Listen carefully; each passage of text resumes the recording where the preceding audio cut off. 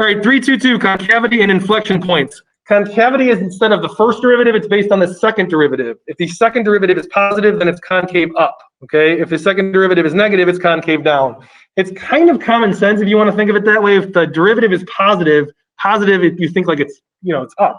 Negative is like down. So just kind of go off that, I don't know, it's kind of go off your intuition on that. If the second derivative is equal to 0, then it's linear at that point or points. So if you see right here, I have some x cubed type equation here for f. And if you notice, it's bending down here until it gets to this point right here. And if you notice, as it's bending down, the second derivative is negative. And then it's bending up here, so the second derivative is positive.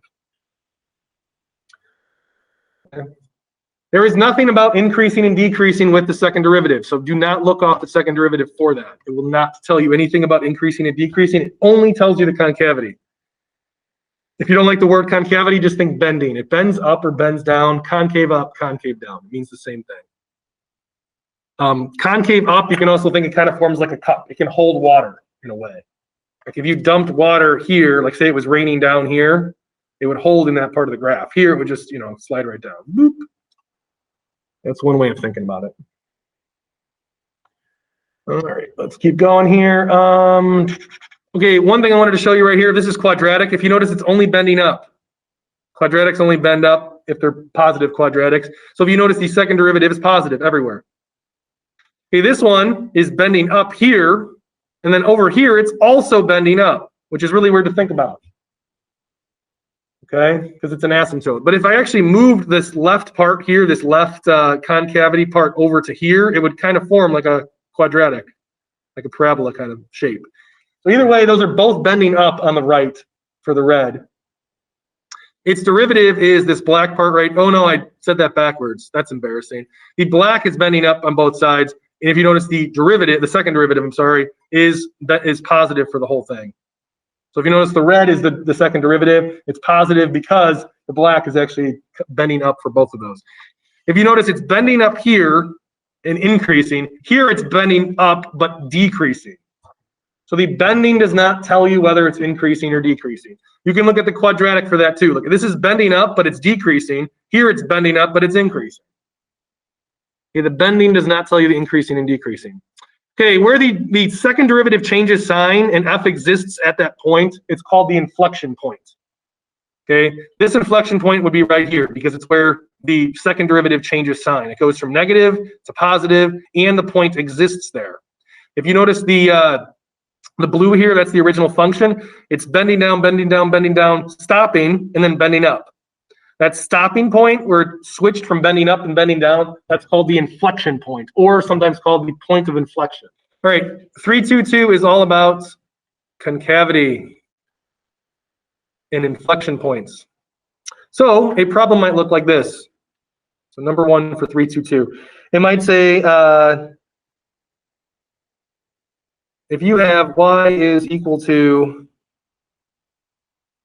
x cubed plus 3x squared plus 2, what is its inflection point?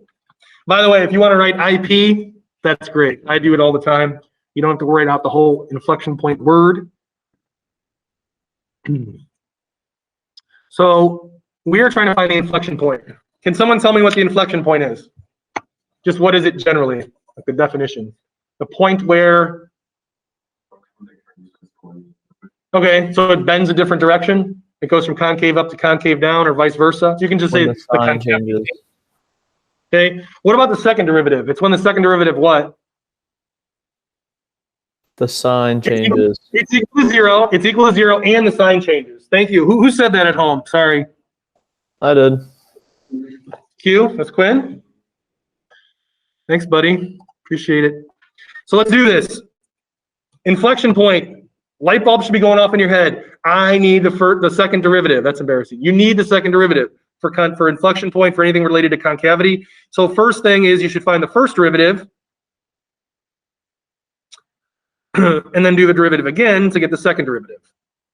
One of the number one things that people mess up on this is they forget to do the second derivative. They do the first derivative and then they try to solve it out with the inflection point that way.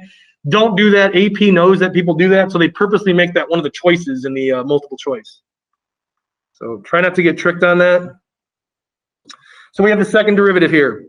Now, to find the inflection points, I should set this equal to what? 0 or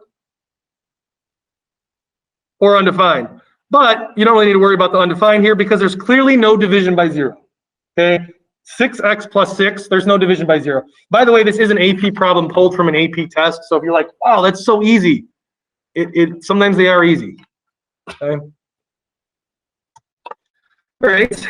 Here we end up with a possible inflection point at x equals -1. And I say possible because you need to test it out. Does the sign actually change? Now, one way of looking at this, you could totally do it this way if you want, is, well, it's 6x plus 6. It's linear. It's definitely going to go from positive to negative. I mean, can you think of any line that doesn't, if it's continuous in both directions, that it doesn't cross the x-axis? You know what I'm saying? It's going to cross the x-axis. But it is, you still do want to test the intervals. For the free response part of this, you would get credit for that. So you are going to want to test those. So again, I'm going to make it's not a critical number line now, it's just a possible inflection point number line. Now there's only one possible inflection point, so I'm going to put a -1 in there. And this time, how it's different is we're going to find the second derivative, or the sign of the second derivative, and it's going to tell us what the original is doing. So pick a value to the left of -1. What's a good value to pick? Anybody? -2? Okay, what about -infinity? If you plug -infinity into here, 6 times -infinity is -infinity plus 6. That 6 is meaningless. So it's clearly -infinity.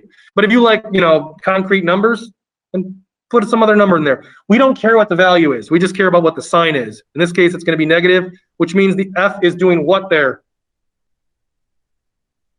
Concave down. So I write C, arrow down. Perfectly legal. Okay, now what's a good value to pick to the right of -1? There's a number better than infinity for this. 0. 0, if you plug that into this orange right here, 0 plus 6 is positive. You can plug infinity in too, but I feel like 0 just cancels everything out. If you can, use 0, use 1, use -1. Those are the good values to pick. Okay, that's where it's concave up. So clearly the concavity changes between these two. It's continuous at -1. So the inflection point for this one occurs at x equals -1. And then you have to plug it into this original equation here to get the y value. So it's going to be -1 plus 3 is 2 plus 2 is 4.